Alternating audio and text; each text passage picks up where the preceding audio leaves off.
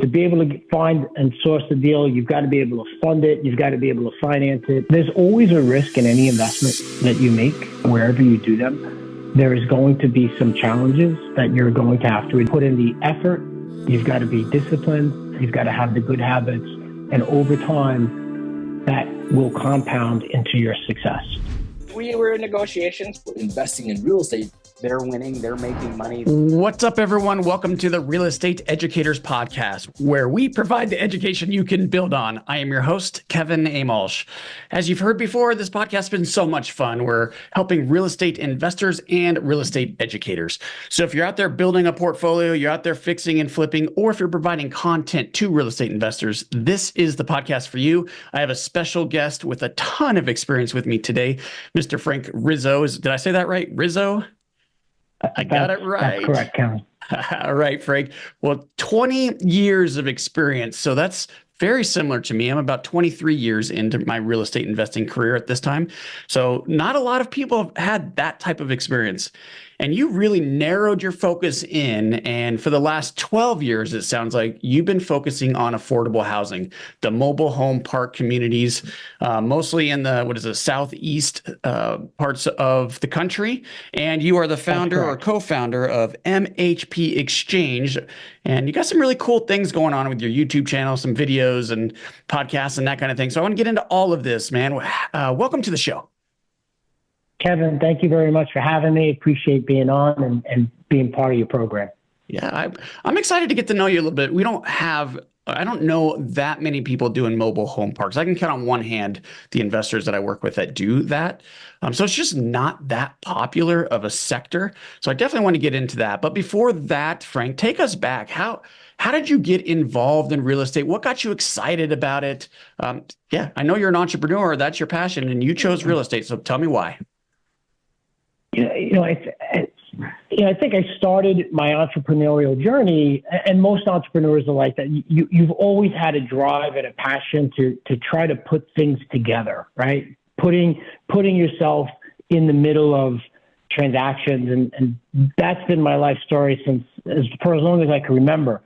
But at 19 years old, I realized I just did not want to work for anybody. I wanted to work for myself, and the easiest way to start your own business was really to get into real estate. So I ended up getting my real estate license at 19, which was a great experience to see, because back then, mid 90s, the internet, computers were not a thing. And it was a very old school way of doing business, getting out, knocking on doors, handing out flyers, almost a guerrilla marketing way to get yourself and your brand out there, to be able to start to build your business. And when I pivoted back into real estate a few years later, full time, and made it my focus, my driving, passion on it was to put deals together, right? To find opportunity to invest in, to look for situations where I can create cash flow and really create wealth for me and my family. And that drove me right back into real estate, and I've been there, ever since. That's an interesting story. It's crazy how sometimes the stories relate with the guests we have on this show. A lot of them have heard this, but for your benefit, Frank, I got started very young, like you. Sounds like I was 21, not 19. But I was doing a deal or two deals a month with going to school. I was in college. I had no money, no credit, and I was able to do that. And the reason for that is because I was able to negotiate deals, like you said, put deals together. That was my passion, and that's why I'm now on the finance side of the industry. The finance side is the deal structure, and so putting the deal together is my passion as well. So that's really cool that that's what got you started. But you go beyond just putting the deal together. You go out and find them and everything. So that's probably quite a bit harder on your side than it is on mine.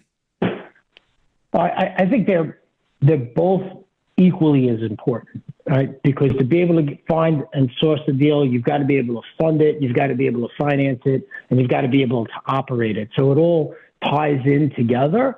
But finding opportunities, I think that's one of the things that drive entrepreneurs, and that keep things interesting on a day-to-day basis, because I feel like we're always, you're looking for that challenge of how can I make this situation work? What would it take for this property to become what we're envisioning it? And that's where you start that process of, hey, I know what I want it to look like at the end, but what are the steps? Now let me backtrack, and what are the steps am I going to have to take to make that work?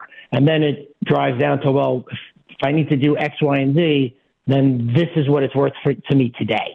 Right? So it's having all of those components together that really make this job so interesting and really, keep me very excited to go to work or come to the office in the morning. Yeah, so it's the creativity on not just the structuring the deal on the front end with the acquisition, but how are you going to exit? So you're looking at what can I do to this property to add the value? So you got to have that creative vision. Is that something that just comes naturally, or like how did you learn that? Well, I like to believe that, to what you've got to do. One thing that I've been pretty good at is observing what works and what doesn't, right? So in holding myself to a certain standard of where we expect the communities we own and operate to go, right? We've done that through, I can't even count how many communities we've been through, right? And how many, operators we've seen and talked with, and taking that, pool of knowledge and saying, like, this is what we think is best practice. And really, these are our values and what we want to see in anything we touch, right? So when I leave this community, it's in a better position than where I found it. So a lot of it is creativity, but some of it is using some of the best practices of people that we've been involved with, and seeing what works for us and what flows through really our core values, and having a clear understanding of that. So what I see from most successful investors like yourself, Frank, is they stay very focused on a certain type of transaction, and it's just rinse and repeat. They do it over and over and over and over. It sort of sounds like maybe you do that with your communities. So you have a vision in mind of what you want it to be, and then you're looking for opportunities that you could buy and create that, probably. So if that is true, what I'm saying is true, first of all, you should confirm if that's true. And if so, can you tell me what does a bread and butter deal look like for you? Like, what are you looking for? What do you turn it into? So Kevin, that's spot on analysis, by the way. And I think most people find themselves, whether it's to the course of their habits or where they find that they've worked best at, they end up repeating the same process. And we tend to look at properties or communities that would be considered deep value add situations, where we're going to go into a community that has maybe been mismanaged, maybe undercapitalized for a period of time, or generational ownership, where the grandfather built it, maybe the father ran it, and by the time it gets to that third generation, they're either not local in that market, or they're just not ready to be a manufactured housing operator, right? They've moved on to something else in their life and or career, and so they haven't given it the time and or attention that a community really needs to prosper. So we tend to find ourselves where we can sit down with those owners and create a way out, right? An exit for them. And a lot of times they're vested in that community. They want to make sure that community does get restored to its previous, success. And we can show them a pathway of how we've done that before. And we will put in the work necessary to create that value. I mean, for us, we pride ourselves on being value investors, and value to us doesn't mean that, hey, we're raising rents and cutting expenses. It means that we're going to deliver a better experience for our residents. We're going to create a better environment for them, where they're going to appreciate the fact that we've made those improvements, and we're going to be able to attract new people to that community who now are going to recognize those improvements and ideally get us to a market rent for our stakeholders. That was a lot there. Let me try to see if I can repeat sort of what I heard. You just say, because you just added tremendous value to our listener with what you said. So when you answered that question, if I'm going to unpack that answer, you look for value add opportunities. So communities that are in some type of distress. It's either the property itself or possibly the situation with the ownership. You said, you didn't say these words, but what I heard, Frank, was you solve problems. So your business is out to solve real estate problems. And then finally, I heard that you're improving lives, both on the residents that you're improving the communities for and the owners that you're solving their problem. There's kind of a lot in that answer. Did I get that? Sort of what you're trying to say? That was spot on. Right? That's great. And that's exactly what our, I guess our business is. I mean, we are, we're in the business, and I think everybody that's in this business, you're problem solvers. We don't sell homes. We sell a solution to someone who has a housing issue right now. We're providing them with a solution in a clean community, a safe community, and a place where they'd want to, bring their family to. So, I mean, that's spot on, that we are solving problems. So real estate, value add real estate investors aren't looking for properties. They're looking for problems they could solve. Correct. So why mobile home parks? Oh, go ahead. I'd like to say that I might not have any hair, but most of my deals have hair on them. So that's awesome. That's one of the things we look for. Oh, that's funny. I like that one. That should be a quote on your website. Get your profile picture up there and have that as a quote under your profile picture. Yeah, that's awesome. I might have to change that. That's a good idea. So why mobile home parks? So, obviously our office is based in Staten Island, New York. So, when you said before, you know few people who are in the mobile home park space, I will tell you, as somebody who grew up in Brooklyn and lives in Staten Island, there's not a whole slew of mobile home parks to look at in New York City, and there's not a whole slew of mobile home park operators to emulate. So I got involved in the space quite by accident by assisting a client who was relocating out of state, and they were looking for a way to, replicate some income as they were doing a 1031 exchange. And I stumbled across these mobile home parks as an investment. And the more I looked at these mobile home parks, I realized that, number one, that if you run these communities correctly, you end up with a very tethered resident, because while they're called mobile homes, they're not very mobile. And typically, your resident will stay, if they own their home, they will stay on average 17 and a half years. And they will leave only if the property is unclean or unsafe. And then B, I realized that we're really addressing an affordable housing issue, that regardless of where we are in an economic cycle, people need affordable housing. In strong markets and in weak markets, it's a I don't want to say a recession proof, but it's a very recession resilient business.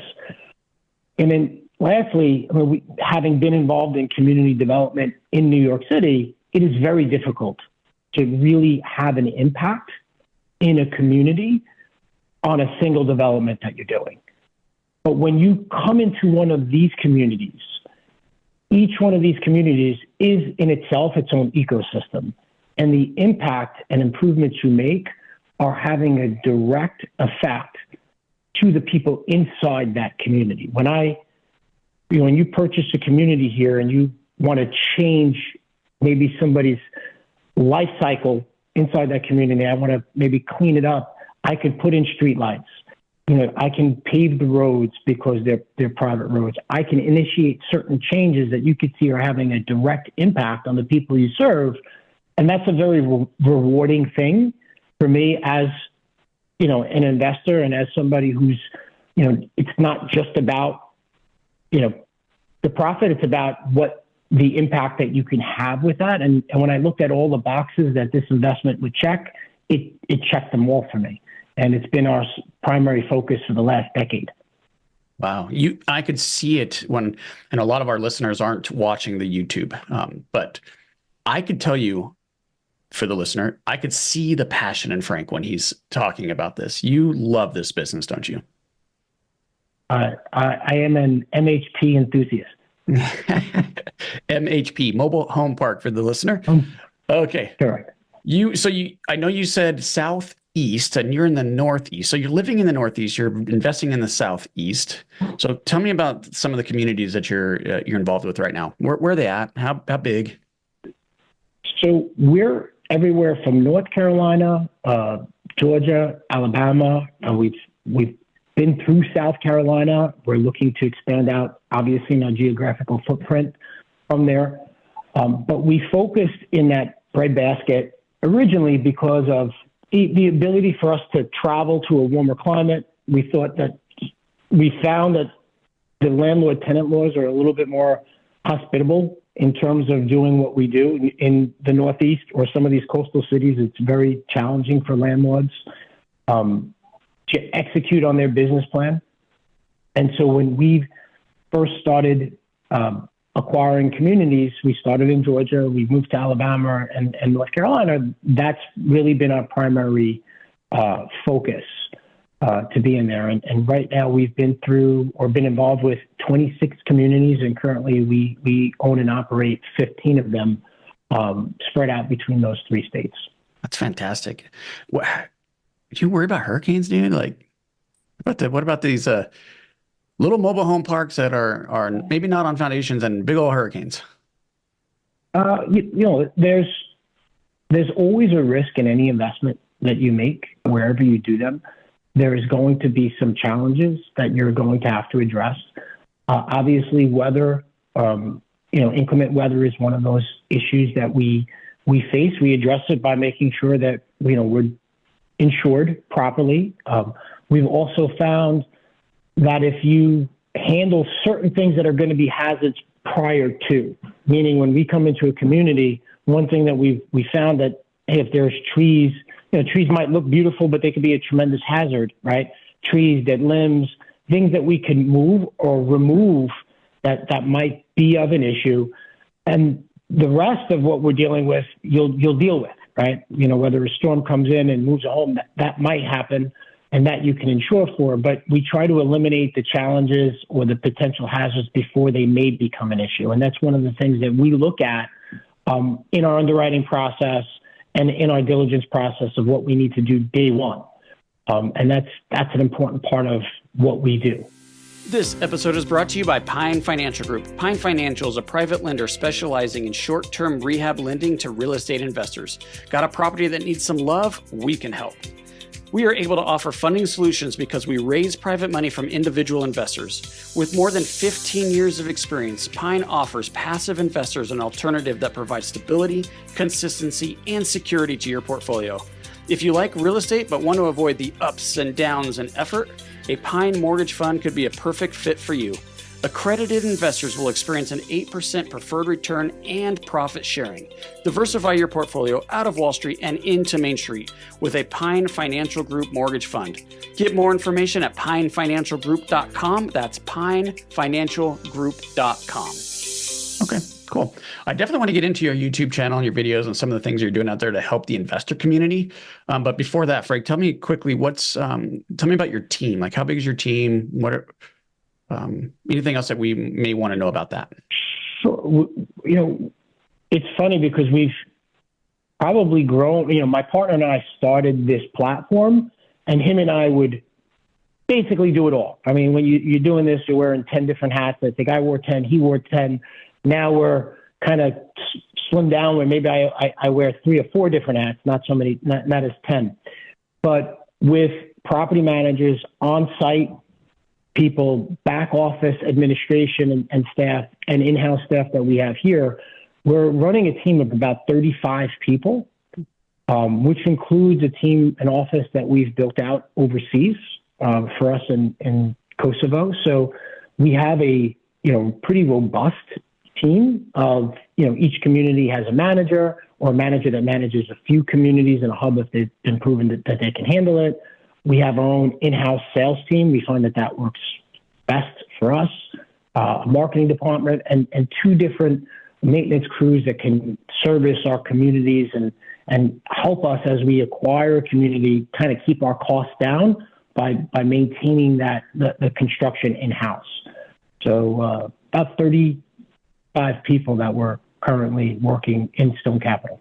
Yeah, it sounds like a great team. And I know that the leadership of a team that large can be complicated. Maybe another episode, but I'd like to at some point maybe dig into how you manage that. But I do want to learn more about your podcast and your YouTube channel.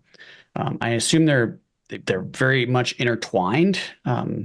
Yeah. So I guess we don't need to separate those out, but tell us a little bit about those and how that's going for you.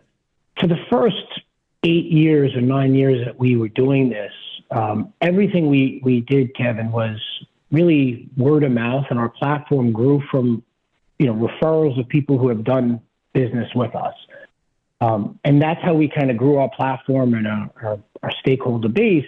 And what inevitably ended up happening when you go and you start talking with people and you tell them stories, I mean, they couldn't believe some of the stuff that we would share with them, or so we decided two things. I mean, one, we thought there was a great educational opportunity and people really needed to understand what the MHP space was about and how mobile home parks or manufactured housing can really address an affordable housing need.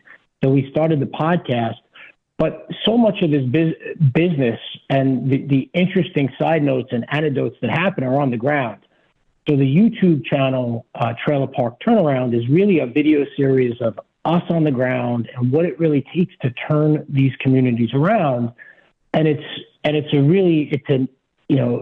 been a fun project to be part of. And then when you look back and see some of the changes that have happened, it's a great way, like a storyboard, to show to the people that are involved with us who cannot travel like we do.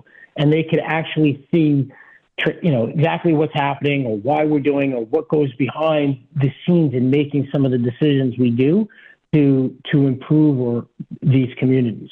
So what kind of benefit are you getting from them?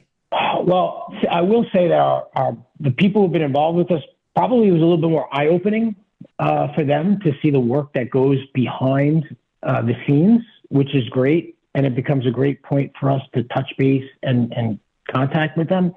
But additionally, we've had some other people who reached out, whether they're operators, whether they're people who live in communities that have some challenges, or people who maybe got into the space because over the last 3 or 4 years, as you know, you've been in finance, people were chasing yield, and people decided that, hey, I want to own a mobile home park, and they realized that I didn't realize what I was getting myself into, right? I thought that it was a super passive thing that because people were there, all I had to do was sit back and collect rent, and they didn't realize what really goes into making these communities work.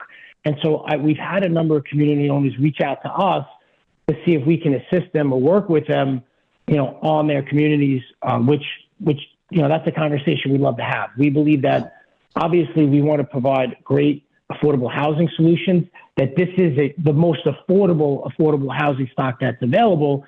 And if we don't make better communities, then a lot of municipalities are going to look to go in a different direction. And the direction they go in is going to be more expensive, and it's not going to address the real issue that we have here, which is we need more affordable housing in this country.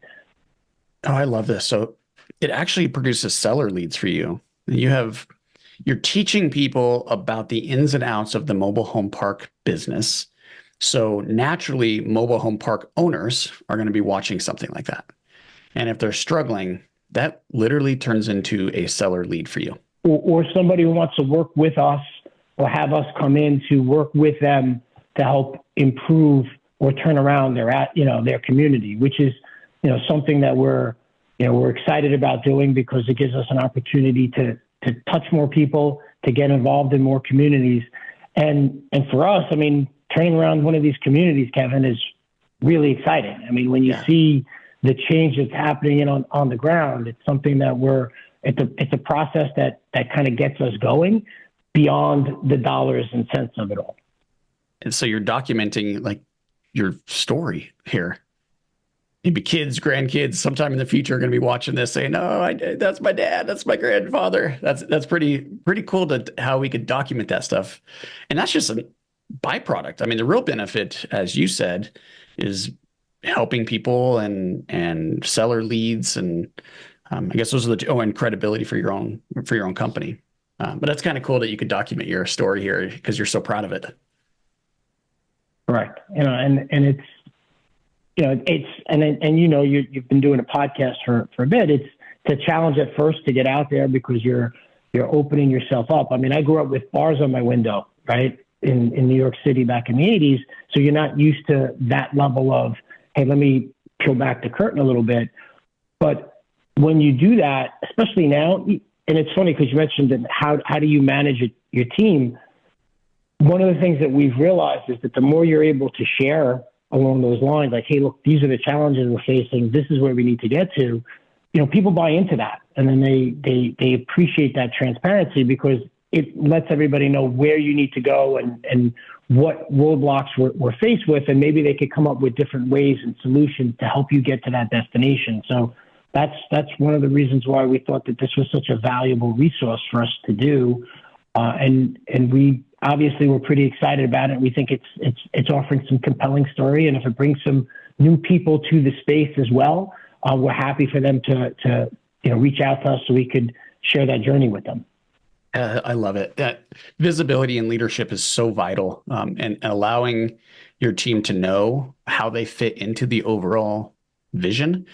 And this is a tool you're using to do that, sounds like. So I'm just curious, for someone who's out there trying to get going with YouTube or a podcast, like, is there any advice you would give them? Yes. Keep doing it. Right. When we first started on our podcast, we taped a whole slew of episodes. And then after we listened to them, we realized that there were so many mistakes that we made, and we just scrapped everything. And it took us months to get through. But one statistic that we realized that resonated with us, and I'm sure 90% of podcasts don't make 6 episodes, right? And so you keep doing it, and eventually you will get better. And don't look at the initial, don't look to go viral, but keep looking at putting out valuable content, and eventually the mass of it will start to cascade into something. Yeah, I love that too. Focus on the value. And something that I've learned, the largest audience isn't always the best audience. It's more about speaking to the right people, not the most people. You agree with that?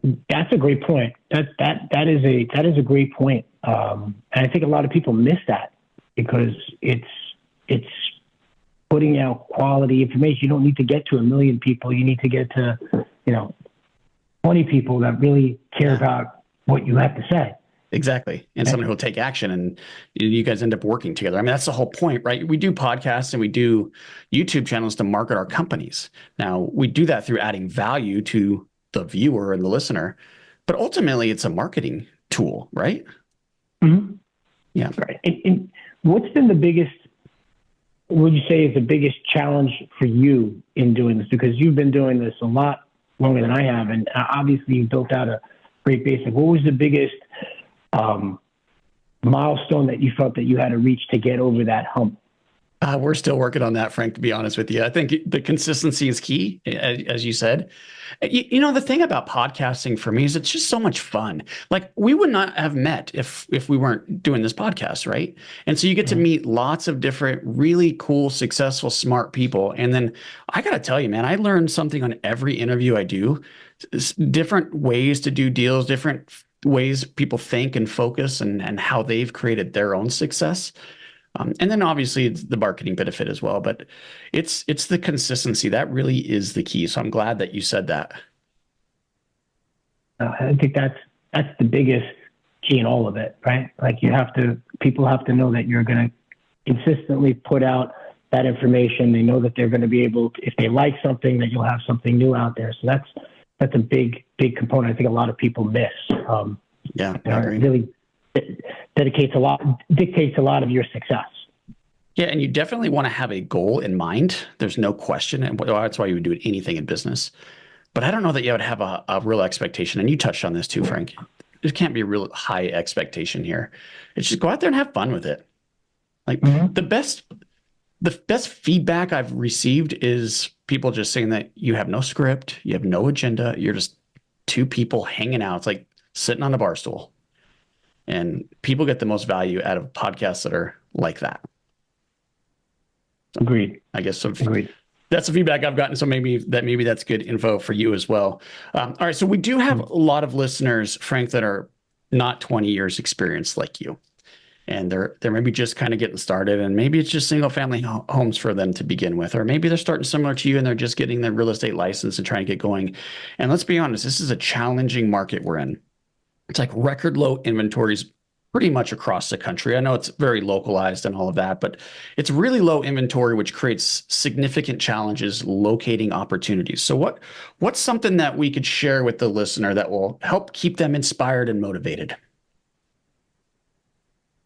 So I'm a big proponent of understanding what your leading indicators are, right? Everybody wants to talk about the deals that they want to make, right? But they don't talk about all the deals they missed out on.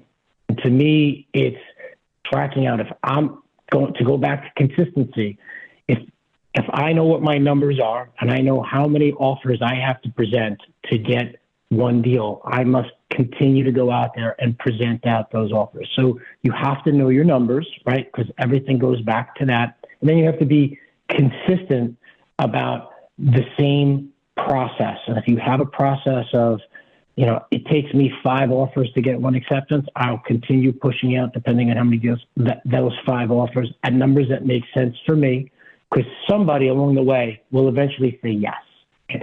So if you're starting out, much like on the podcast, it's that consistency, right? And it's really the hard work, the discipline, and the good habits. That's the recipe for success.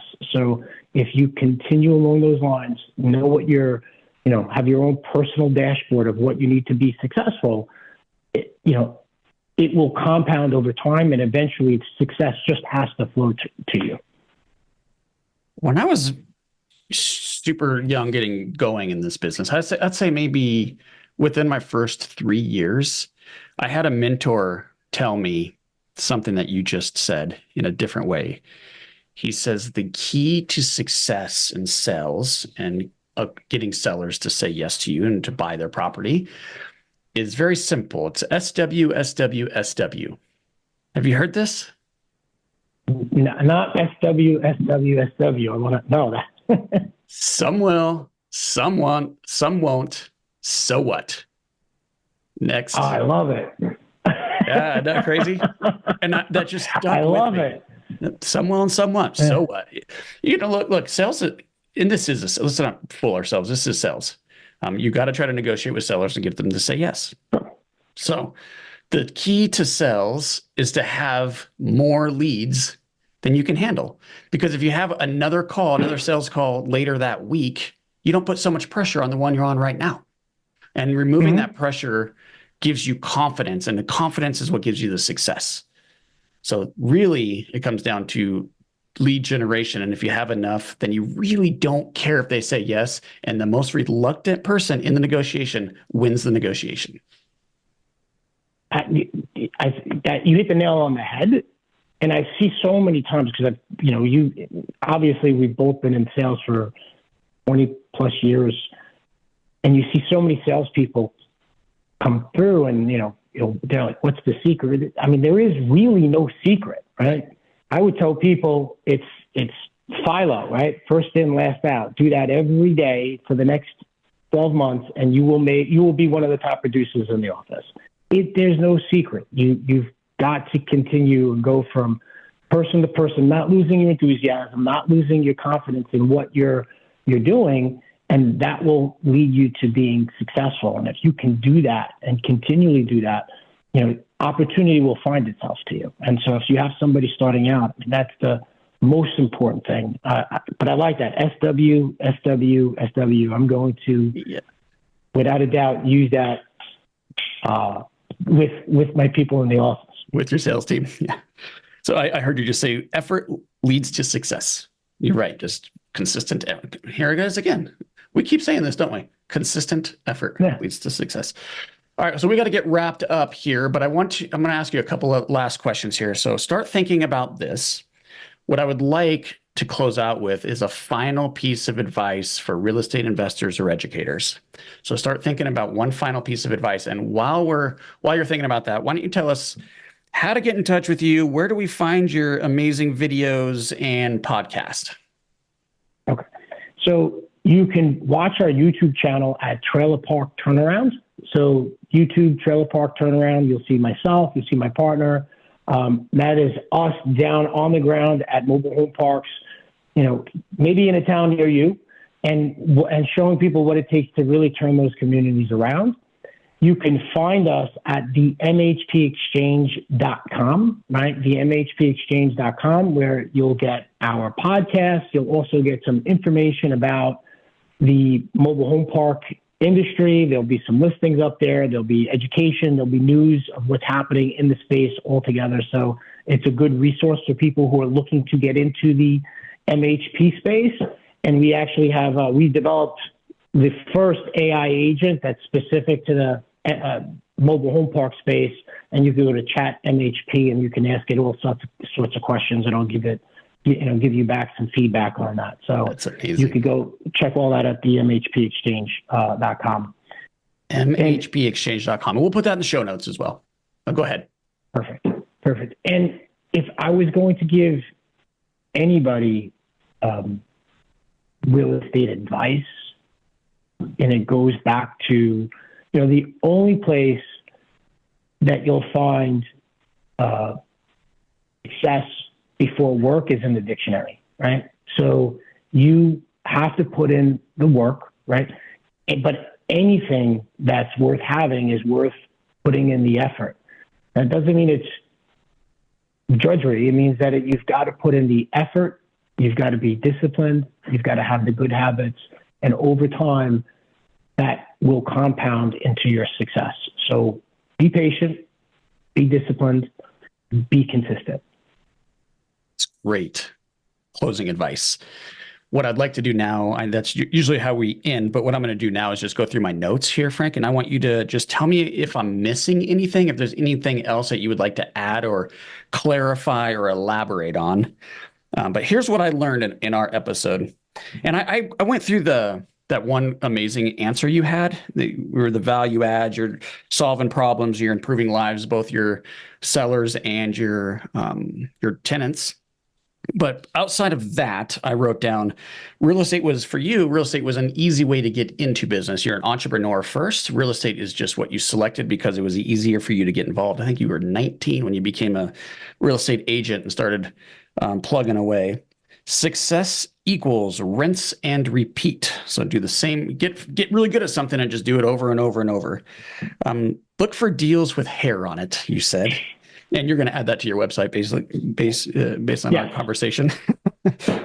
MHP is a sticky business. And when I wrote sticky because you said that your clients stick around for a long time. So when I say sticky, I'm talking about your client's stickiness.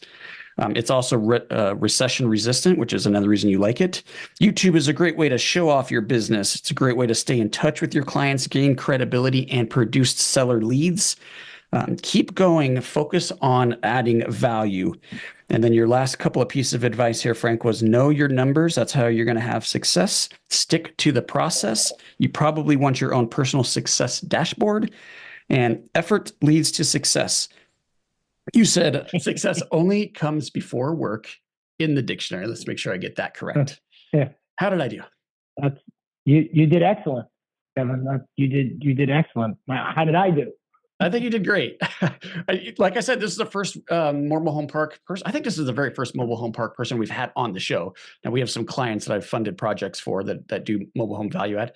One thing I didn't mention to you is the biggest value add that I've seen in the mobile home park space is getting the additional land that comes with it. Oftentimes, and you could add homes to it. And most successful, sounds like you fall in this category. They don't rent the home; they rent the lot.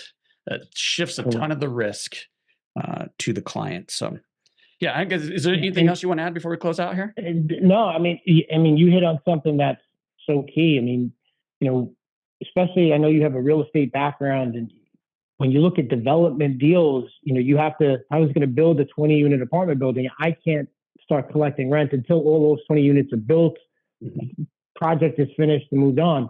If I want to add 20 units to existing community, I'm already creating income. And as I get those lots set up, I could start generating income before I finish all 20.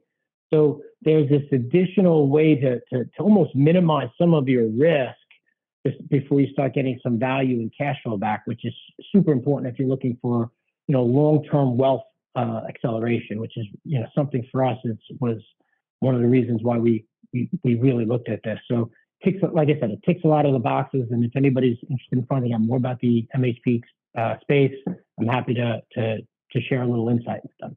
Yeah, well, reach out to him, mhpexchange.com. We'll get that in the show notes. Great. You could do a lot of different things. You could be, I don't know, golfing right now for all I know, but you chose to be here hanging out with me for the last 40 minutes. I really do appreciate your time, man. This is what, we do this to add value to our clients and our listeners, and you definitely did that today. For the listener, you could be doing a lot of other things also, and you could be listening to other podcasts, and you chose to check us out. So we really appreciate it. If you like what you heard today, I know you did, give us a 5-star review, share it with a friend, and I hope you make this day a great one. Hey guys, I hope you enjoyed this episode as much as I did. If you did, please be sure to follow and leave us a review. Oh yeah, and tell a friend.